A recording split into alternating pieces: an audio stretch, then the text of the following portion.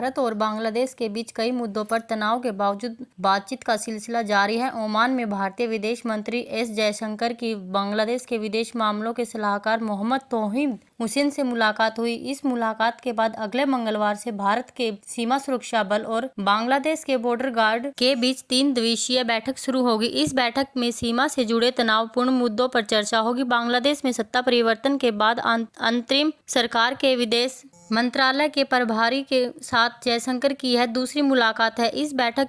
इस बैठक से 2 दिन पहले ही प्रधानमंत्री नरेंद्र मोदी और अमेरिकी राष्ट्रपति डोनाल्ड ट्रंप के बीच हुई बैठक में बांग्लादेश के हालात का मुद्दा उठा। ट्रंप ने बांग्लादेश के मामलों में हस्तक्षेप न करने का संकेत दिया है। जयशंकर ओमान में इंडिया ओशियन कॉन्फ्रेंस 2025 में भाग लेने के लिए पहुंचे हुए थे। बांग्लादेश के विदेश मंत्री के साथ हुई मुलाकात के बारे में जयशंकर ने कहा कि द्विपक्षीय संबंधों और बिम्स्टेक पर चर्चा हुई। बांग्लादेश के विदेश मंत्रालय ने इस मुलाकात पर विस्तृत नोट जारी किया, जिसमें कहा गया है कि द्विपक्षीय संबंधों और आपसी हितों से जुड़े मुद्दों पर चर्चा की गई। बांग्लादेश ने गंगा नदी जल समझौते की शीघ्र लागू करने की अपील की। दोनों पक्षों ने द्विपक्षीय संबंधों को मौजूदा चुनौतियों पर बातचीत की और उन्हें शीघ्रता से दूर करने की जरूरत बताई। जयशंकर और हुसैन के बीच 18 से 20 फरवरी तक दोनों देशों के सीमा सुरक्षा बलों के बीच होने वाली वार्ता पर भी चर्चा हुई। दोनों ने उम्मीद जताई कि सीमा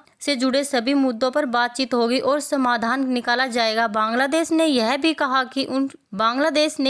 कहा कि उसके ऊर्जा मंत्रालय के मंत्री ने हाल में ही संपन्न इंडिया एनर्जी वीक में हिस्सा लिया। आपको बता दें कि पिछले साल अगस्त में बड़े पैमाने पर सरकार विरोधी प्रदर्शनों के चलते तत्कालीन प्रधानमंत्री शेख हसीना को देश छोड़ने के लिए मजबूर होना पड़ा था। हसीना के भारत में शरण लेने के कुछ दिनों बाद यूनुस ने अंतरिम सरकार की बागडोर संभाल ली थी। पड़ोसी देश में हुए घटनाक्रम के बाद भारत और बांग्लादेश के बीच संबंधों में तनाव आ गया। इसके बाद बांग्लादेश में हिंदुओं पर हमलों और हिंदू संत चिन्मय कृष्ण दास की गिरफ्तारी के बाद दोनों देशों के संबंध और भी तनावपूर्ण हो गए। त्रिपुरा के अगरतला में बांग्लादेश उप उच्चायोग में प्रदर्शनकारियों के जबरन घुसने के मामले पर भी दोनों देशों के संबंधों पर असर पड़ा। पिछले कुछ हफ्तों में पड़ोसी देश में हिंदुओं और अन्य अल्पसंख्यकों के खिलाफ हिंसा की घटनाओं के साथ साथ मंदिरों पर हमलों की घटनाएं हुई हैं, जिसे लेकर भारत में गहरी चिंता जताई और अब ये मुलाकात हुई। देखना ये होगा क्या कुछ बदलता है।